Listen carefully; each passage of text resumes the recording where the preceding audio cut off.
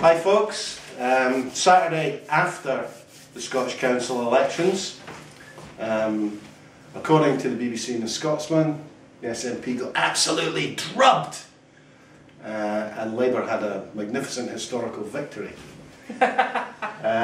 Phil was at the count at Meadowbank. Yeah, Tell me all the tales. Well, I had a really good victory. I was the agent for Gordon Munro for the Leith seat. Shot straight through. I told him that every time I said no problem, Gordon, I did, just to be on the safe side, grab a bit of wood. But you know, the predictions were there. A drubbing. I think with the difference of votes between SNP and Labour, yeah, it was panning out.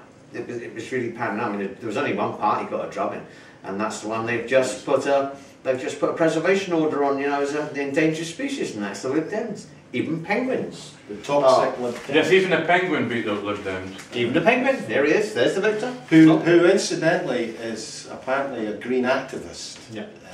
It wasn't just a protest. He's a paid green activist. That's his job. He goes around to schools dressed as a penguin to tell children about climate change. If you're looking at a very large increase, I mean, was the Greens coming? I mean, they went to 6. Very, very good. I mean, Chaz Booth in the Leith seat. I mean, absolutely cracking. What were they? 8, and they're at 14 now over the country.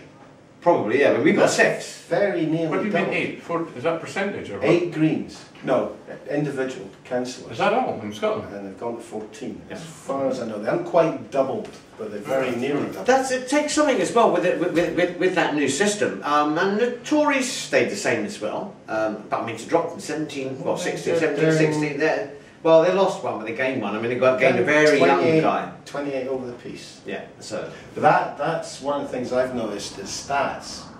The BBC stats are different to the the Scotsman stats. And the Sky. To the Sky stats. Sky and the BBC were very obvious last night. To the Wikipedia stats. Okay, but last night Sky kept saying, right, the Labour have gained 44, and what was the SNP had gained, what, 58 or something? Yeah.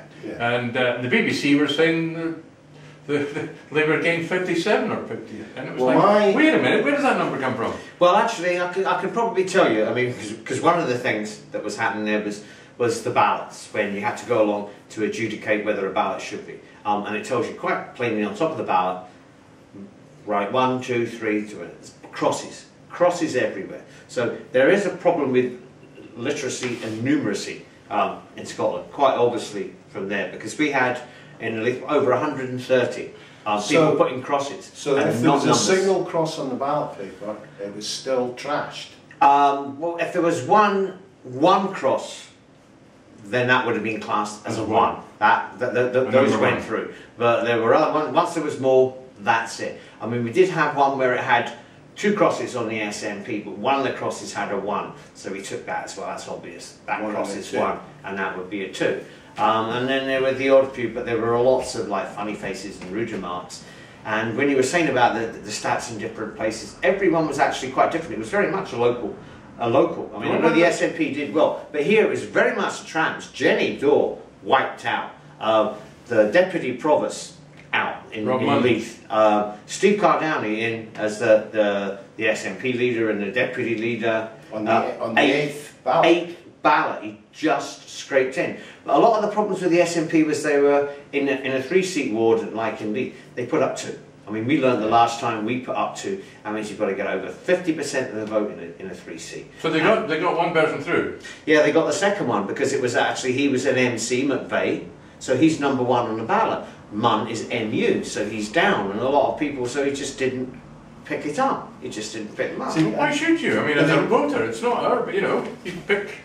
A lot of people will just go 1, 2, 3. I mean, it's the one thing. I mean, with the system, and they all say it's very confusing. Once you bother spending a wee while looking at it, I'm actually thinking of a deeper thing. You know, you've got 2 SNP guys on the ballot. 1, 2. You know, you do them in the order they appear. Yeah. See, I just had this argument with my lovely wife that I didn't even think about political parties when I voted. It wasn't about that. It was about the people. Well, no, I voted for Gordon. But her point, Gordon Monroe. well, her point was, yes, but I knew them. I knew what they'd done. Exactly. I'm involved enough in the local politics to know who's doing what, who gets off their backside and tries to do something. So, and I'm looking at her like, well, you should be doing that as well. All you have to do is pick up the evening news. And you know what's going on. Or you could go absolutely mental and ask me. Well, look, can I just ask, what was it like in the count? What's it like in there yesterday? You know, actually, a lot of time was boring. It wasn't overnight. No. And it lasted all day in Edinburgh. Was Well, one it of the started last, at 9:30 it was very slow and in we were Edinburgh. out by 4:30 to 5. And they basically looked like photocopies. You just fed a pad in like that and it shot them all out. And it all came up, and you had a big screen was showing you the graph, the first preference votes coming out, and all the rest of it. The technology was very good, and it worked. In Glasgow, apparently they broke down, but that's No, that was a power cut. It wasn't a yeah, machine. or a power, yeah, that wasn't a machine. But yeah, but it worked. Anybody burst into tears or was it? Oh no, but there were some people that looked a lot of serious. Sick as a parrot. Oh yeah, yes. Lots Oh, was of he tweets penguin? about Jenny Dawes. Oh yeah. Well, sorry, but I'm just reminded of mine in 1997. Did you see the look on Portillo's face? Did you see the look on Door's face? No, Door was shown the door. You know, I mean, the Revenge of the Trams. That's what the news says. And especially that Gordon Mackenzie. He Oh. was the face of the Trams. I'm so glad he didn't get in. I mean, goodness me, he just wanted to punch him. But it was boring because normally you would finish the polls, everything up, and you'd head up to Meadowbank or Ingliston or wherever it was, you know, and you were still full of the. Well, you were getting a chance to actually see what you'd done all day. You've got the pads out. You're also watching the piles, so you've got an indication of where it would go. With this, you had no idea. You're sitting looking over, and all you can see is you just, and it's all upside down. And you had no idea. You can't read upside down yet. Yeah, you can. You sat and worked. You've got to go in the army or go to jail to be able to read upside down. Yeah, but the whole point, the whole thing wasn't so you just didn't, because you don't see the piles, and you're standing around. And yeah, to a certain extent it was quite boring, but then you did get around and have a good gossip and that with different people in that sort of sense, or you went off. But there was... But no public entrance allowed, it was all ticketed. Oh yeah, everybody had your ticket, the whole lot. Security, you never know them. And when you went in as well... I'm sorry, Militant might have arrived and set fire to the place. No. Anarchists That's would have come in and democracy. war-bombed it. Oh, and also, democracy. it was actually like going through the airport. When you went in, you had to empty all your pockets, take everything out, and then it's around they went, up and down the whole year, lot. the Usher Hall. So- Next year, the Usher Hall. You lot can be down the bottom. We want to be up the top heckle. Paranoid Heathrow security is what it was. But anyway... Doors, open those doors, doors. And sorry, but here's to the Reds. So I take it. Here's to the successful candidates, which in this occasion happens to be Labour in Edinburgh. Yeah, true. Okay. Well, but I also hope that common sense prevails. I mean, you see them. I mean, they're both after the same vote. That's why they hate each other. I mean, you see them. I mean, there's no left or centre with the Liberals. I mean, they're just anything that comes up their hump at the time. But the Labour and SNP would be perfect. Stand. Oh yeah. She went out. She got 565 votes. She got humped. Yeah. Don't you ever come near the port again. What happened? That's what happens. Yeah, well, I'm hoping that we get a good, sensible Who's going on Chair. the licensing board now then? Chair, a good, sensible. Well, We've got to get a coalition going. well, I can't mention names, but no, I won't. But yes, but all the new candidates, the new starts that we got, which were great. I mean, the ones that we got in, like at Granton, where we got Vicky Redpath, that was because I mean, she only got She got 500, around 500 votes first preference. George Gordon, the other SNP, got almost 1,000 on the first preference, and he was out because he didn't get any other preference votes. The whole way they did it was really rather complacent. You know, it's this, you're going to vote for us because we're SNP. They have to get their act together, you know, as a political party as opposed to a movement. You can't just say, give a picture of Alex Salmond and vote for me. You have to work out. We were giving second to the Greens. I mean, most Labour people I know went straight to Greens, and then we got Nick, another one at Leith Walk. It was just it was absolutely brilliant. So I was doing. You're still enjoying. Oh yeah, because I was doing that just a little bit, saying, you know, when it comes to, and if we're in there and we get a new chair, and I'll tell you who we should have for the chair of the board, but I'm not going to tell you the name. Right, the big question. So it's one or two things. Labour Party's realised that they need to actually get off their fat arses and do something now. Yeah. Or is it back to same old, same old?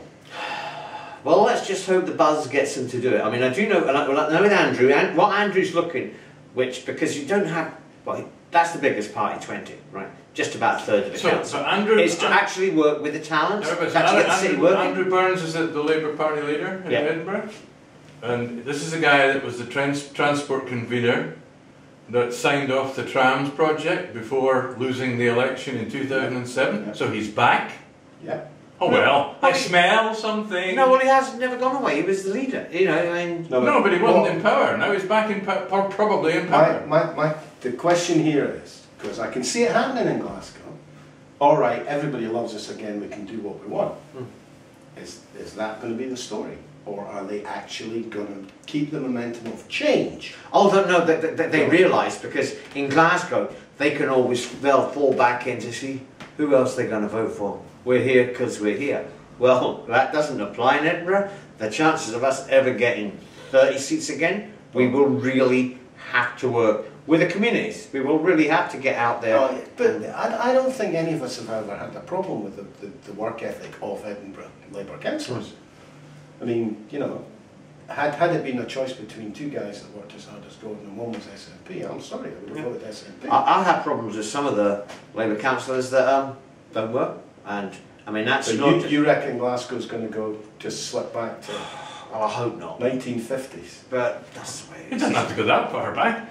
It was a nightmare in 1970 and 1980. The Stalinist state. That's Yeah, what it's so always that's been. what Okay, okay. Next question. Will there be any council in Scotland where Labour and SNP sit down together? I hope so. It's sense. But will there be? Probably not. And I should imagine it'll probably come from both sides. It would probably be just as much that, oh no, we're not getting into it. And it makes sense. They're both basically social democratic. Glasgow and Edinburgh, tactically, the SNP should wash their hands. They should just sit back and let you guys stew. But it would make sense, because if you look there, that's 38 councillors between SNP and Labour. And you could wipe out the loony odd right winger in the SNP and the lazy, useless ones that you'll have. Every party has the dead wood that just manages to come through. Yeah, and I'm quite sure they could find 30 positive councillors out of 38. If they wanted to, but then they'll be getting lent on from outside that, from their party hierarchies on either side. Don't get in there and go do that. What's going to happen in Edinburgh with whoever's in charge is, once they get that tram running, it's going to lose a fortune. Yeah. And where's the money going to come from to subsidise a tram that nobody's going to use? The buses. Well, no, actually. Even if it's illegal, they'll find a way. Well, if they're going to hand the tram over to the bus company, and so the tram then is the responsibility of the board, the management. Well, they can ask the council for more money to subsidise it. Where's the If money? the council does, well, Where's the money going to come the from? council will lean on if lean on the bus company to get a larger dividend, so they can then use that dividend. That's the only way they can do it, to get use that dividend then Well, to basically subsidise. that's going to reduce the quality of the bus Yeah, service. but there's another skewing, because if you've got it and they talk about integrating it, at the moment you There's cannot. nothing to integrate. That pass bears a resemblance to that cross that you have in your pocket, your free bus pass, which everybody has, right? You will not be able to use that on a tram because it is a light railway, and they haven't got that sorted.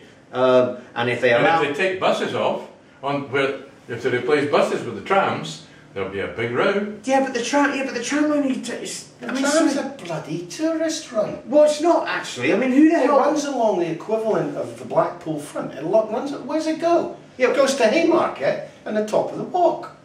Doesn't even quite get there. Yeah. Only turns around at your place. It's You a can only get tourist on the tram. You have to get off at St Andrews Square. And who wants to go up the back of Gorgie and Stenhouse and that? And Edinburgh Park's closed at night. The Guile's closed at night. And I'm sorry, and I can see an opportunity if they start knocking off the airport buses to get people onto the tram. Well, I'm sitting there, hello. I can come in here as a private operator. And I was going to say, because the airport buses is the most profitable route. one Well, thing you can be guys, sure of, guys. it's going to be a Yeah. disaster. Let's leave this one at that. Thanks, Phil, and we'll maybe get a And- chat about the big picture shortly. And good luck to the poor buggers up at the counter.